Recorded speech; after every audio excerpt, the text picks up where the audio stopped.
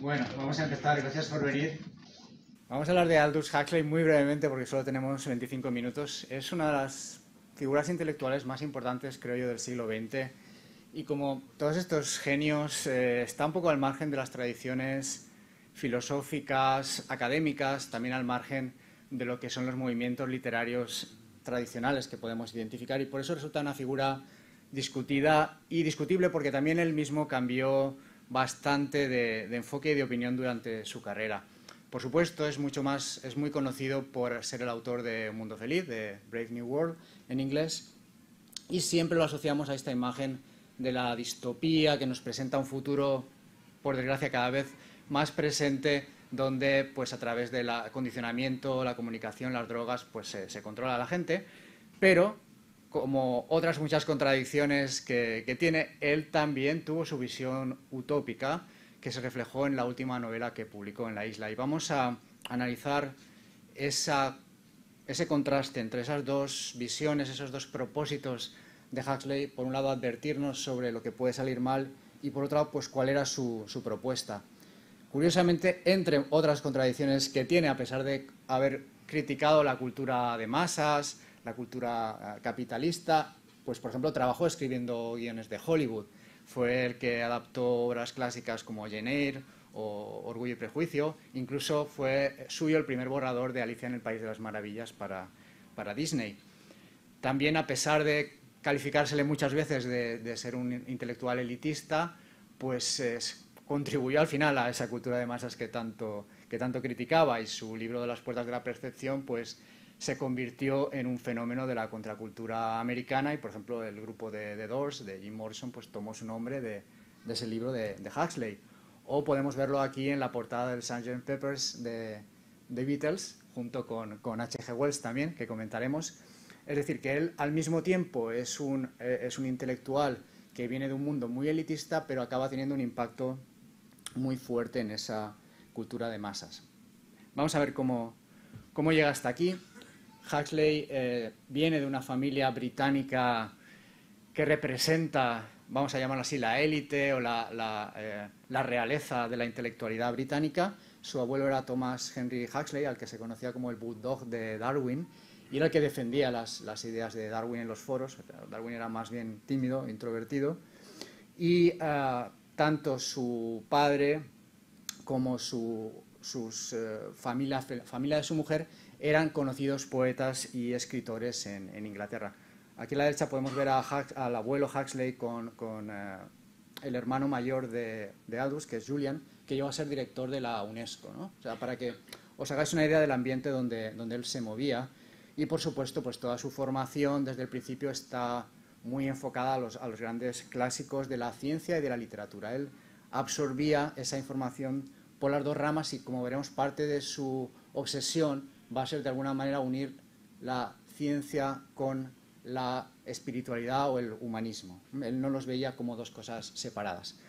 Por supuesto, en esta tradición elitista e intelectual británica, él estudia en el Eton College, que es donde estudian todos los primeros ministros británicos. Y para que veáis que al final todo esto era un pequeño mundo, incluso antes de que existieran las redes sociales, coincide en esta escuela con Eric Blair, más conocido como George Orwell, que escribirá luego en 1984, incluso llegó a darle clases de francés. Sería muy interesante hablar de la relación entre Huxley y Orwell, pero no vamos a tener mucho tiempo para ello. Un evento que le afecta mucho es una enfermedad que le deja medio ciego a los 17 años, y a partir de esto él tiene que abandonar su idea de estudiar medicina y aprende a leer en braille, y entonces lee en braille todas las obras que a él le interesaban y se va reorientando hacia la literatura, puesto que es algo que podía manejar con esa ceguera que, bueno, iba y venía. Y durante toda su obra también la búsqueda de la luz, de la iluminación en forma literal y metafórica, va a ser otro de los ejes conductores de su trabajo. Incluso tiene un libro que se llama El arte de ver. Él estuvo probando diferentes técnicas para, aprovechando esa pequeña vista que le quedaba, pues llevarla al máximo, ¿no? Intentar aprovecharlo. Dentro de ese ambiente intelectual hay influencias muy importantes, y una de ellas es Haldane. Haldane era también intelectual, científico, autodidacta, que se dedicó sobre todo a hacer modelos matemáticos de la evolución darwiniana. pensar que las teorías de Darwin tienen un impacto brutal en términos científicos, pero también sociales, y podemos conectarlo incluso, bueno, como vamos a ver con el nazismo. Pero Haldane es de los que contribuye a interpretar, a veces de forma bastante radical, esas teorías darwinianas. Por ejemplo, él propone es uno de los proponentes de esa idea de la eugenesia, de mejorar la raza, ¿no? Y era algo que flotaba en el ambiente. No pensemos que esto era solo una cosa que se le ocurrió a los nazis, sino que era un debate intelectual de la época, porque tras el desastre de la Primera Guerra Mundial ellos buscaban cómo impedir que ese desastre volviera a suceder, y en parte pensaban que había que mejorar, ¿no? Había que mejorar al ser humano, y una de las opciones podía ser a través de la genética. El mismo Haldane también acuña el término ectogénesis en un ensayo futurológico, donde él intenta predecir qué puede pasar con estas tecnologías biológicas, y justo hace un siglo, en el año 23, pues dice que será posible en algún momento hacer inseminación artificial, cosa que ahora nos parece natural, pero en aquel momento era absolutamente ciencia ficción, incluso criar esos bebés fuera del útero materno. Y esta, obviamente, pues va a ser una de las ideas que Huxley va a tomar en Un Mundo Feliz como una forma de generar esas razas, esas clases. Pero, como os decía, Huxley no está solo alimentándose de este entorno científico, ¿no?, sino también del ambiente artístico y literario. Y forma parte, no formalmente, pero bueno, tiene muchos amigos en lo que se llama el grupo de Bloomsbury, donde está Virginia Woolf, están otros artistas como Dora Carrington, la pintora, os recomiendo la película de Carrington, y economistas como Keynes, ¿no? Incluso conoce aquí a su primera esposa. Entonces él bebe de todas estas influencias, y en su primera época publica unas novelas donde hace un poco de sátira de este entorno intelectual. Básicamente lo que pone son a personajes que están basados en estos amigos que tenía o conocidos intelectuales, y les hace hablar sobre estos temas, y se burla de la moral victoriana, y se burla un poco también de la aproximación intelectual. Pero también intenta publicar poesía, no tiene demasiado éxito. Él al final es un hombre de ideas. Lo que quiere es buscar un vehículo, no le gusta el arte por el arte, y por eso tiene discusiones con la gente de Bloomsbury, porque él lo que quiere es utilizar la literatura como un medio para exponer ideas. Y se da cuenta de que este medio de la sátira pues no es el más adecuado. Pues a la gente no le interesa una historia donde la gente se pasa todo el rato discutiendo. Entonces tiene otras influencias que le van a llevar a Un Mundo Feliz, a publicar Un Mundo Feliz en el año 32, y una de las más importantes para mí es la de H.G. Wells. Lo conocéis pues por La máquina del tiempo y un montón de obras. Pero H.G. Wells, aparte de este componente de aventura, él realmente lo que le interesaba era lo mismo que le interesaba a Huxley: cómo utilizar la literatura de ficción para transmitir ideas políticas y filosóficas. Y se movía también en este continuo entre la utopía y la distopía. Wells tiene obras aparentemente muy utópicas, pues Los hombres como dioses, por ejemplo, o tiene otras obras que empezó ya con La máquina del tiempo en el año 1895, donde nos cuenta un futuro, lo que hoy llamaríamos distópico, donde la evolución del capitalismo pues ha llevado a unos conflictos de clases terribles, ¿no? A una evolución muy extraña de la humanidad.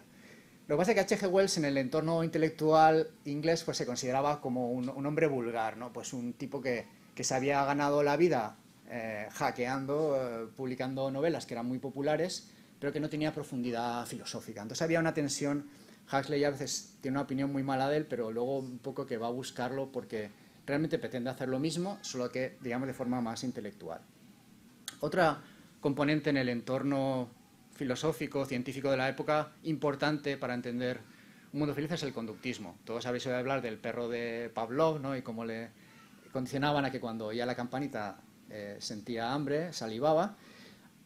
Y a raíz de esto se desarrolla el movimiento conductista, donde se trata de ver cómo se aprende, y al ver cómo se aprende, cómo se condiciona la conducta. Por ejemplo, Watson, en un experimento que vamos a ver casi tal cual trasladado a Un Mundo Feliz, hace un experimento con un niño donde le condiciona a que cada vez que pues, ve una máscara o ve un conejito, por ejemplo, lo asocia a algo horrible, ¿no? Un experimento que hoy en día consideraríamos bastante poco ético, ¿no?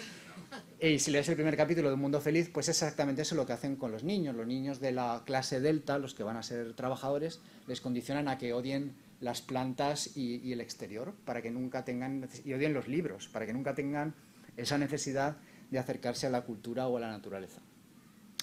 Y el factor desencadenante de la escritura del mundo feliz es una visita de Huxley a Estados Unidos.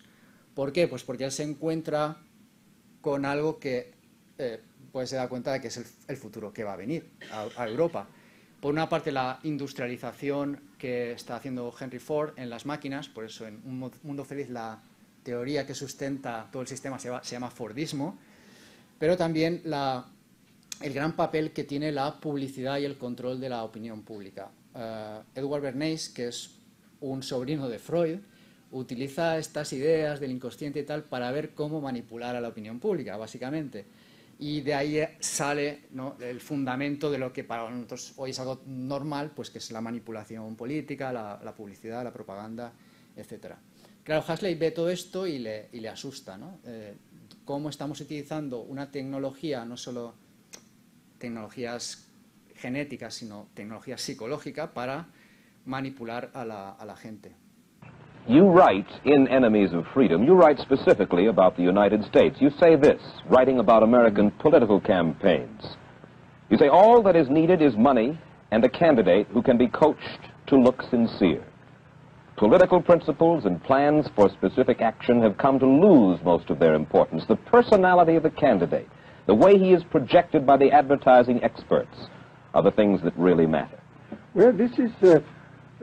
during the last campaign, there was a great deal of this kind of statement by the advertising managers of the campaign parties, this idea that the candidates had to be merchandised as though they were soap or toothpaste, and that you had to depend entirely on the personality. I mean, the personality is important, but there are certainly people with an extremely amiable personality, particularly on TV, who might not necessarily be very good in positions of political trust. The danger, it seems to me, in a democracy is this. I mean, what does a democracy depend on? A democracy depends on the individual voter making an intelligent and rational choice for what he regards as his enlightened self-interest in any given circumstance. But what these people are doing, I mean, what both for their particular purposes, for selling goods, and the dictatorial propagandists are doing, is to try to bypass the rational side of man and to appeal directly to these unconscious forces below the surface, so that you are in a way making nonsense of the whole democratic procedure, which is based on conscious choice on rational grounds. Bueno, lo que está diciendo es básicamente que se da cuenta de que los políticos se les vende como si fuera pasta dentífrica, ¿no? Y que lo que importa es la imagen, la personalidad, lo guapos que salen en televisión y no realmente las ideas, y que esto va contra la democracia, que se supone que está basada en la capacidad de la gente de tomar decisiones racionales y no basados pues en esas apariencias que nos venden. Claro, luego él se dio cuenta de que escribiendo este en el año 32, en el año 50 revisita lo que ha escrito en Brave New World, en Mundo Feliz, y se da cuenta de que desgraciadamente todo está avanzando mucho más rápido de lo que él había previsto. ¿Qué pasa? Bueno, Un Mundo Feliz, claro, se convierte tiene un enorme impacto mundial porque realmente la gente se asusta un poco. Lo que para nosotros hoy resulta obvio no resultaba obvio en los años 30, y esta descripción de la aplicación científica de la genética, pensamos, de nuevo, estamos antes de que el nazismo convierta esto en un programa de exterminio racial y de las características no deseables, pues homosexuales, etcétera, que se los cargaban. Aquí se estaba planteando en términos meramente científicos hipotéticos, pero Huxley es el primero que lanza un mensaje de advertencia, igual que sobre los peligros del consumismo, de todo aquello, las drogas, el famoso soma, de todo aquello que la sociedad de consumo nos plantea para que estemos satisfechos con el sistema social, mientras pues nos exprime en diferentes formas. Realmente fue el primero que puso en forma moderna, que la gente realmente llegó a ver, no era como una distopía lejana, era algo que se podía ver que iba a pasar. Esto tiene un gran impacto, y entonces él mismo, se le acusó de pesimista, de pájaro de mal agüero. Entonces él mismo se queda así como diciendo, bueno, a lo mejor me he pasado, ¿no? A lo mejor realmente las cosas no van a ser tan terribles. pero le lleva a plantearse eso, en qué medida las tecnologías que están surgiendo, las ideologías que están surgiendo, van a poder controlarse o no. Y hay una serie de ensayos, él publicó muchísimos ensayos, casi más que novelas, donde analiza este problema de lo que llama los fines y los medios.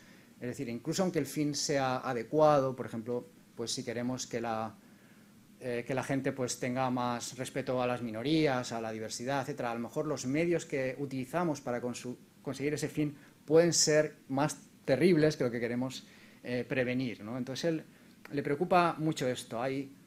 Por ejemplo, la tecnología no es buena ni mala en su visión, sino que depende de cómo la utilicemos y qué medios tecnológicos utilicemos, porque eso por sí tiene un impacto.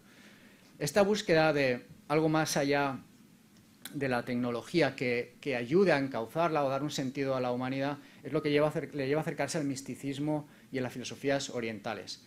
También porque se muda a Estados Unidos en el año 37, como otros muchos intelectuales europeos, por el surgimiento del nazismo, y en Estados Unidos contacta con esta tradición que luego hemos visto que se ha implantado, pues de traer filosofías orientales al mundo occidental, como el yoga y el budismo, que no eran muy comunes.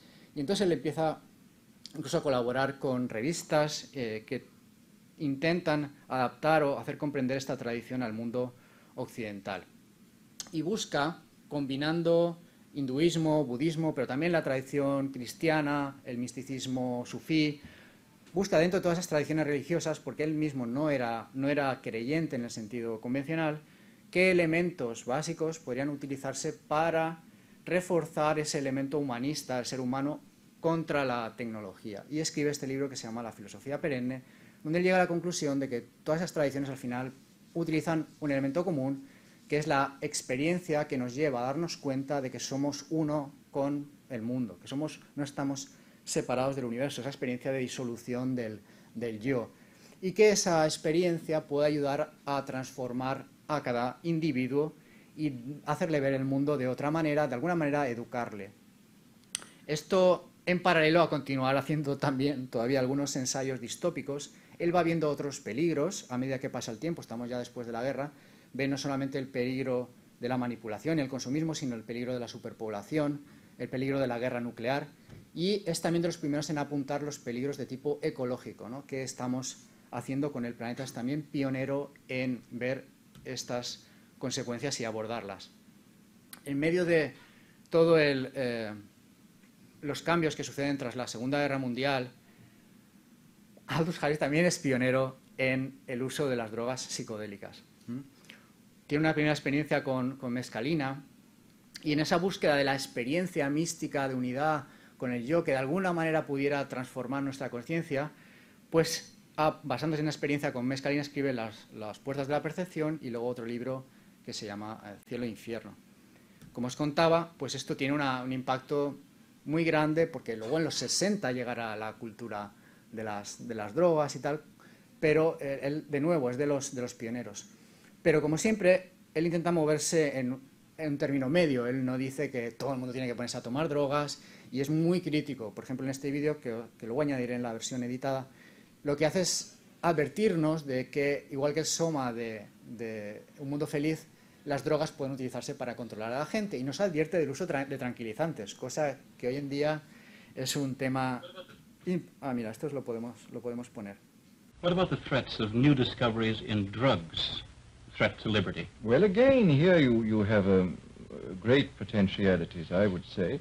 I mean, after all, we're already rather concerned about the tranquilizers. I mean, last year, it's apparently 48 million prescriptions were written by American doctors for tranquilizers, most of which have been refilled several times.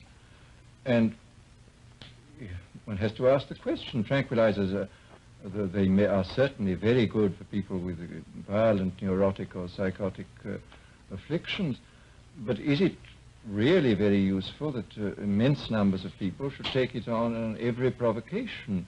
I mean, there are situations where it's very good for us to be non-tranquil, to have a certain amount of tenseness and concern, and to have something which you can always rely on to create a kind of complacency, I think may be very dangerous. I think there can be an over-tranquilization. I think what is so interesting now is that for the first time in history, pharmacology is providing drugs which are capable of producing great changes in the state of mind without causing serious physiological damage or causing addiction.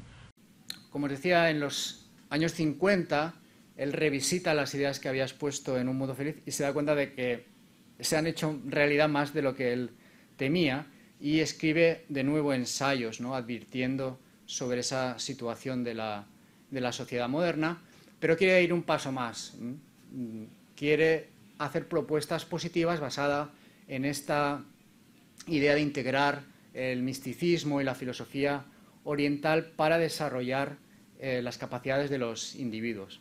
Montaré luego el vídeo en la versión final. It's quite obvious that most of us are functioning at about 10% of capacity, and wouldn't it be nice if we could function at 20% instead of at 10%? Do you have any clear idea of how this could be done? Well, what kind of society it would be? Well, I have ideas. I don't know whether they're valid or not. As a matter of fact, I've just finished a kind of utopian fantasy, which is the opposite of Brave New World, which is about a society in which a serious effort is made to help its members to realize their desirable potentialities. And I've gone into, I mean, this is an attempt to write what may be called a practical utopia.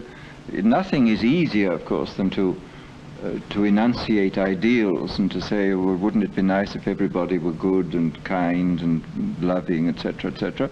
Of course it would be very nice, but the point is, how do you implement these ideals? How do you fulfill your good social and psychological intentions? And when you come down to this problem, you see it's a very complex problem of organizing family life, organizing education, organizing sexual life, organizing social and economic life. I mean, there are endless factors involved in this. I mean, to try to work out what all these factors should be is I must say, I found a very interesting job. As far as I was concerned, I don't know whether anybody else will find it interesting.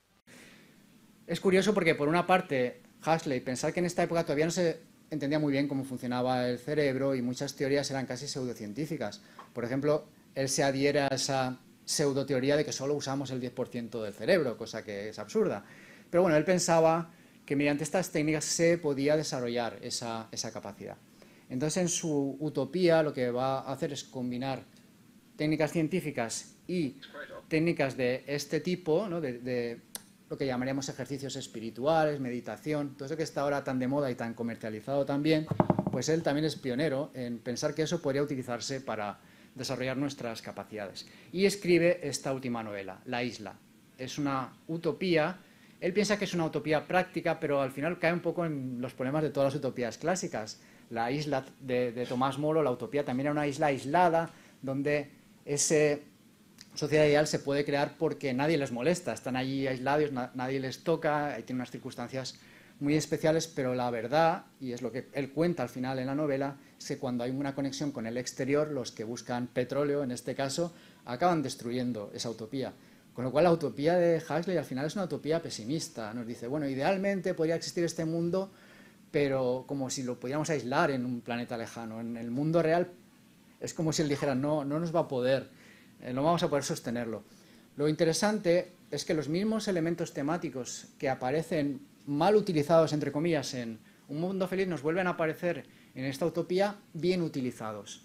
Y creo que esto es interesante para entender que Huxley no niega por sí la tecnología ni las drogas, solo todo depende de la forma de usarlo. Lo que une a todos estos elementos en las obras de Huxley es que él siempre intenta defender la individualidad, los derechos individuales, y cualquier forma de manipulación o de intento de controlar esa personalidad individual, ¿no? Por ejemplo, es muy crítico con ciertos métodos de educación que él diría que son adoctrinamiento, ¿no? Tú no puedes meterle contenidos a los chavales, lo que tienes que hacer es ver cómo ellos pueden pensar y criticar por sí mismos, aunque tu objetivo con el adoctrinamiento sea en principio positivo. Y bueno, como os decía, intenta que de alguna manera se confluya esa visión científica con el misticismo oriental y que abordemos problemas a largo plazo, ¿no?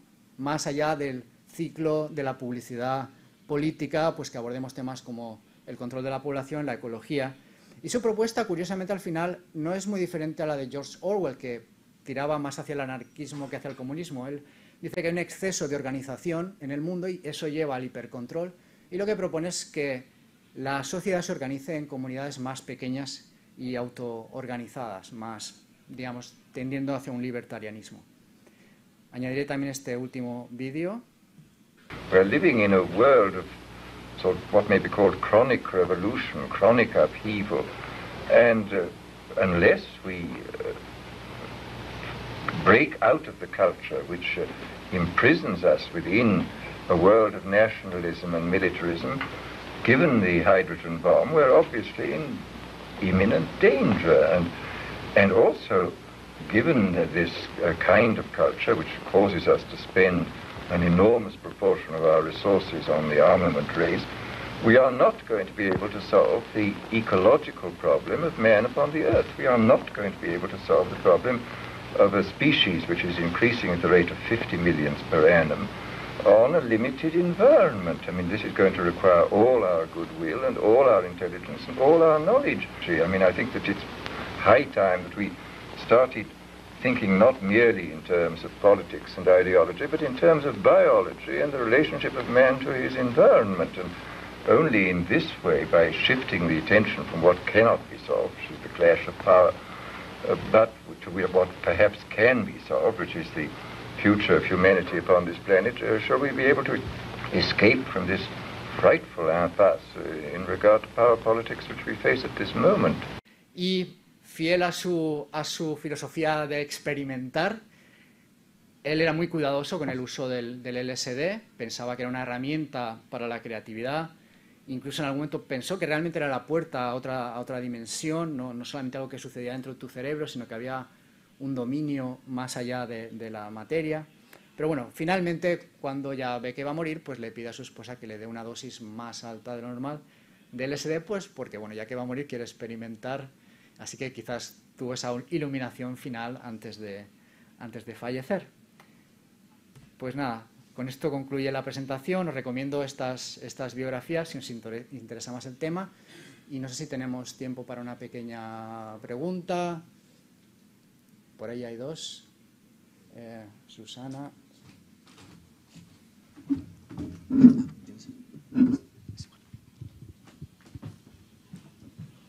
Susana, Muy rápida. Muy rápida. Me ha encantado la charla, felicidades. Y solo me gustaría saber si tienes algún artículo o algo publicado sobre esta charla, todo esto que se pueda leer. Pues no, porque me lo he preparado. Sabes que casi cada año me preparo uno y suele ser muy audiovisual. Sí. Lo que sí que voy a hacer es siempre las monto con los vídeos completos, subtítulos y todo, y lo veréis en mi canal de YouTube donde están las demás charlas. Ah, vale, genial. Gracias. Y bueno, como sabéis también colaboro con el proyecto Fundación Asimov, donde uno de los temas principales es utopía y distopía, y hay unos cuadernos que se publican, los cuadernos Prama. Es posible que algún cuaderno futuro sea sobre Huxley, porque sí que hay bastante que comentar al respecto. Gracias. Y una preguntita más. Hola. De nuevo, gracias, Salvador, una excelente presentación. Una pregunta sobre un mundo feliz. ¿Qué opinaría Aldous Huxley o qué opinas tú sobre el hecho de que haya gente hoy que considere un mundo feliz como una utopía? Claro, eso creo que fue Javier también que me lo comentó, que cuando lo explicaba en su clase de filosofía, algunos alumnos decían, pero si esto es el mundo perfecto, ¿no? Obviamente, el que una estructura social, etcétera, sea una utopía o distopía depende del punto de vista. En esta tradición que también recogía Wells, que viene del siglo XIX y anteriormente, se utilizaban el género utópico distópico para hacer propuestas políticas. Y uno escribía la utopía y otro venía, no, decía, eso es una barbaridad, y entonces escribía la correspondiente distopía, ¿no? Si eso llegara a ser así, pues sería terrible. Y entonces Huxley está dentro de esta dinámica.